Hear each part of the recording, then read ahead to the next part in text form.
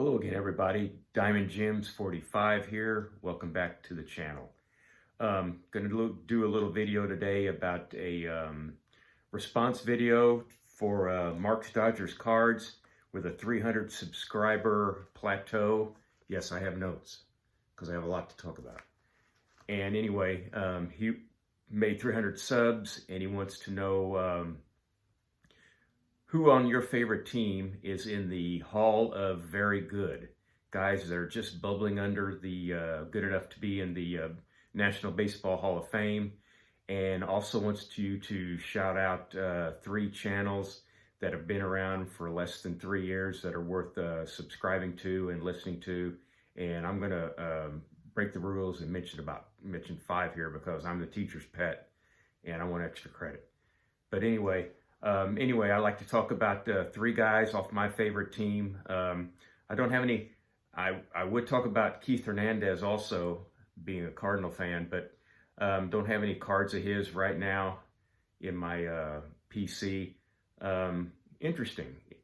When you're looking up career WAR, look up Don Mattingly's career WAR, and then look up the career WAR of Keith Hernandez. And if you don't know them already, that's a fun little thing to do. I'm not saying both of them should be in the Hall of Fame, not saying neither of them should be in the Hall of Fame. It's just interesting little exercise if you have nothing to do. If you're retired like me, you can do it. Let me get to the stack of stuff here. First guy I'm going to talk about, and the only thing I have of him is this Oravision card. I bought this, I was with my brother at a baseball card show. He wanted to go to a baseball card show, had never been to one, so we went to one in his area, and I picked this up. The Oravision card, not in bad shape. It's not, obviously not graded or anything, but not in bad shape. It's unpunched by human hands. You don't really have to punch these out. There's a YouTube channel that has these, all the audio on video, so to speak, so you don't have to punch them out to listen to them. Yes, the better the player, the more chance it is to get the hole punched out. Anyway, Ken won 1 ring with the Cardinals. He was also a Met, White Sox, I believe, maybe a Dodger, and won the MVP in 1964. And he hit a big grand slam in the 1964 World Series, which the Cardinals won 4-3, which gave them a 3-2 advantage, which stays to this day against the New York Yankees in World Series play. So there's Ken Boyer. Next on the list is Bill White. Bill played 13 years in the major leagues. He was a New York Giant, a San Francisco Giant, a Cardinal, and then a Philly, and then back to the Cardinals in '69, and this is the '69 high number. Let's see, in the glare is really nice. Gosh darn sunny days in the winter, what you gonna do? Anyway, there's Bill White's '69, and here's his 1964, the World Series championship year when he was a Cardinal. Bill went on to work in the Yankees broadcast booth for quite a number of years. He was the first African-American full-time broadcaster for any major league team. And he also went into the National League office as a National League president. And you may have a lot of, well, some of these here, I'll have to check them. But you may have a ball signed by a National League player that's Bill White president on it. So, you have to check that out. And it might be interesting to look at. And then the third one, I don't want to talk about as far as just bubbling under the Hall of Fame, is Curt Flood. And here's his 62, that tough high number in a 8. Here's his 64.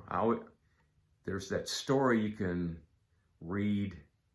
It was in ESPN, the magazine, about a guy that collected like 4,000 copies of this card, and it was, just stood out in the price guides as something that, well, it he was a good player, but it shouldn't be that expensive. He's not Mantle, he's not Mays, but he was decent, and like 6 or 7 Gold Gloves in a row. But one guy bought like 4,000 or 5,000 copies of this one card, and here it is in an 8. He must have sold some back on the market. And then here's Curt Flood's 67, that immortal 67 team. Best Cardinal team in my lifetime. I think this is an 8.5, and easily the best Cardinal team since the 40s. And to me, haven't been any better than this one since, but that's the way it goes. Anyway, there's Curt. Curt, the story on him, he challenged the baseball reserve clause, took it all the way to the Supreme Court, lost there, but slowly and surely the reserve clause went away, and free agency happened as we basically know it now. And a lot of these guys can thank their lucky stars that Curt Flood existed. And so, the Cardinals were in the, all three of these guys, Flood, White, Boyer, played on that 1964 Cardinal team, which hadn't won the World Series since 1946. Well, in 1946, it was the last segregated year of baseball, and the Cardinals didn't get back to the World Series until, 1964, with the likes of Brock, Flood, Bill White, Bob Gibson. It's not lost on me. Cardinals were a little late to the party, but they got to the party eventually and finally won a couple World Series in the 60s, and rightfully so. They had some good teams in 64 and 67, and had a 3-1 lead in 68, but couldn't pull it off. Now, what Marks Dodgers Cards also wanted me, well, everybody that answers his call for a video response, to name off 3 channels that have been around for less than 3 years. I have 5 here because I didn't want to narrow it down, and I'm probably leaving people out that I should include in here, but I'm going to do the best I can.